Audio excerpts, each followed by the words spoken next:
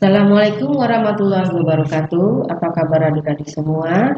Hari ini kita akan mempelajari materi tentang pembentukan kelompok sosial.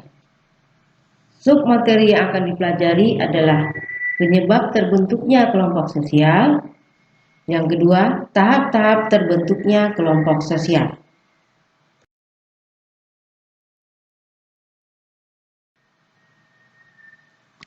Penyebab terbentuknya kelompok sosial. Proses terbentuknya kelompok sosial berawal dari kebutuhan mendasar manusia untuk saling berinteraksi.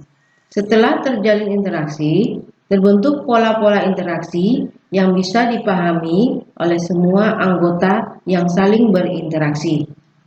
Dari pola-pola interaksi tersebut terbentuk kelompok sosial.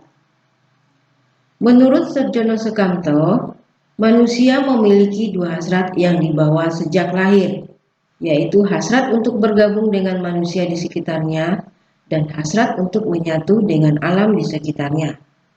Sebagai bentuk aktualisasi diri manusia, kedua hasrat tersebut berasal dari kemampuan manusia dalam berpikir dan merasakan sesuatu. Kondisi tersebut mendorong manusia beradaptasi dengan lingkungan masyarakat dan alam. Bentuk dorongan tersebut diantaranya: 1. Untuk mempertahankan hidup.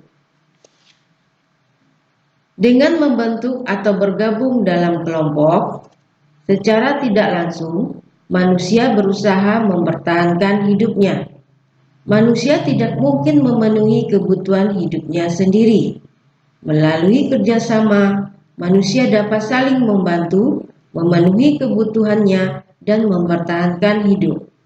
Dengan adanya kelompok sosial, ketahanan sosial dalam kelompok atau masyarakat dapat diciptakan untuk mempertahankan hidup. Contohnya kita lihat pada gambar.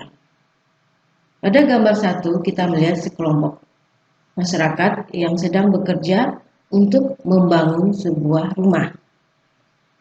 Dengan melakukan pekerjaan ini tidak bisa dilakukan dengan sendiri dan harus dilakukan secara berkelompok. Yang kedua, sekelompok nelayan yang sedang menangkap ikan di laut. Dan mereka juga melakukan pekerjaan ini secara berkelompok dan tidak bisa dilakukan secara sendiri. Ini menggambarkan bahwa manusia tidak mungkin memenuhi kebutuhan hidupnya sendiri. Melalui kerjasama inilah manusia dapat saling membantu dan memenuhi kebutuhannya dan mempertahankan hidup. 2. Hasrat untuk meneruskan keturunan. Semua makhluk hidup mempunyai sifat alami sama, yaitu meneruskan keturunan. Dengan kelompok sosial itu, seseorang akan menemukan pasangannya, membangun keluarga, dan meneruskan keturunan. Dengan demikian, dorongan untuk meneruskan keturunan dapat tercapai melalui kelompok sosial, yaitu keluarga. 3. Keinginan untuk meningkatkan efisiensi dan efektivitas kerja. Pada era modern, manusia dituntut melakukan pekerjaan secara efektif dan efisien untuk memperoleh hasil maksimal. Pembentukan kelompok sosial diharapkan dapat meningkatkan efisiensi dan efektivitas kerja. Sebagai contoh, dengan adanya pembagian tugas yang jelas, hasil pekerjaan dapat maksimal. Oleh karena itu, kelompok sosial pada era modern cenderung berkembang dalam bentuk kelompok formal yang memiliki ciri adanya birokrasi. Birokrasi adalah model organisasi yang ditandai dengan hierarki atau otoritas pembagian kerja yang jelas, aturan prosedur eksplisit, dan profesionalisme yang tinggi. Contohnya kita lihat pada gambar, yaitu sekelompok orang yang melakukan aktivitas pekerjaan di sebuah pabrik. Pekerjaan tersebut dilakukan secara berkelompok untuk meningkatkan hasil yang lebih baik dan dengan waktu yang efisiensi cepat. 4. Kesamaan kepentingan. Orang-orang yang memiliki tujuan dan kepentingan sama cenderung mendirikan kelompok tetap dan teratur. 5. Kesamaan keturunan. Ikatan darah atau keturunan merupakan dasar ikatan persaudaraan paling kuat. Keberadaan kelompok berdasarkan kesamaan keturunan dipertahankan melalui pernikahan hingga membentuk suatu ikatan keluarga. Oleh karena itu, tidak mengherankan apabila terdapat suatu desa yang penduduknya berasal dari keturunan keluarga yang sama. 6. Kesamaan daerah. Masyarakat yang tinggal di suatu daerah cenderung membentuk kelompok sosial. Interaksi dapat berlangsung dengan intensitas dan frekuensi tinggi berkat kedekatan jarak fisik di antara anggota kelompok. Hasil interaksi umumnya berupa pembentukan kebudayaan yang sama dalam satu kesatuan kelompok teritorial. Sebagai contoh, terbentuknya beberapa suku bangsa di Indonesia, seperti suku Batak, Bali, Dayak, dan selain itu di daerah perantauan sering kita temukan kelompok-kelompok sosial yang dibentuk atas dasar kesamaan daerah asal. Contohnya, bentuk ikatan kelompok mahasiswa asal Pandeglang, Banten, atau disingkat dengan istilah Kumandang. Kelompok orang asal Ciamis yang disebut dengan Wargi Galuh, dan kelompok penduduk Minang yang bernama Persatuan Penduduk Tanah Minang. 7. Kesamaan ciri fisik. Ciri-ciri fisik seperti warna kulit, mata, dan rambut merupakan faktor pendorong pembentukan kelompok. Sebagai contoh, organisasi buruh kulit hitam di Amerika Serikat.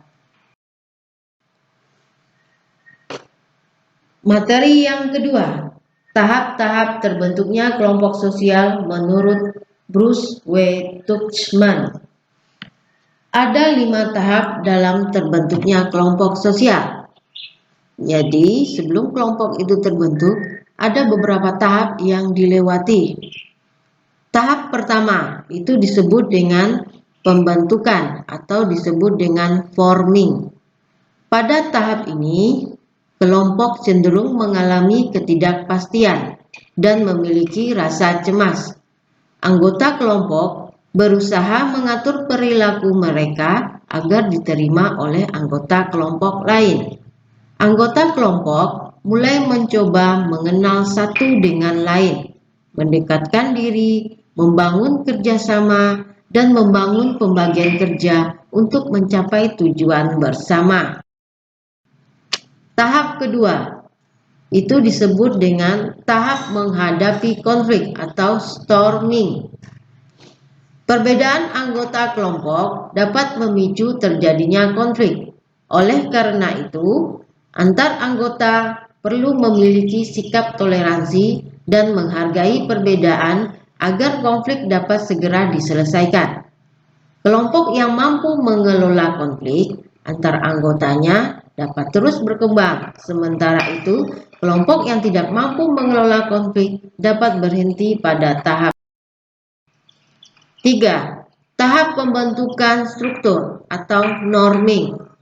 Kelompok yang mampu menyamakan persepsi dan meredam konflik mulai membentuk struktur-struktur dalam kelompok sosial, meliputi aturan, peran, dan status yang mengikat antar anggota kelompok. Artinya, kelompok mulai membangun aturan-aturan sistem kerja dan prosedur pengelolaan proporsi kerja setiap anggota. 4. Tahap produktivitas atau performing. Anggota kelompok dapat menyelesaikan pekerjaan tanpa hambatan dan konflik yang berarti. Setiap anggota kelompok dapat menunjukkan kinerja maksimal karena sistem sosial dalam kelompok sudah terbentuk secara mapan. Anggota kelompok juga dapat berkomunikasi dengan baik, mempercayai satu sama lain, dan memiliki ikatan yang kuat. 5. tahap terakhir itu disebut dengan tahap pembubaran atau adjourning. Kelompok sosial yang sudah mencapai kemapanan tidak selalu mengarah pada kemajuan. Dalam beberapa kasus, kelompok yang tidak mampu memelihara sistem dan struktural sosial dengan baik cenderung mengalami kemunduran.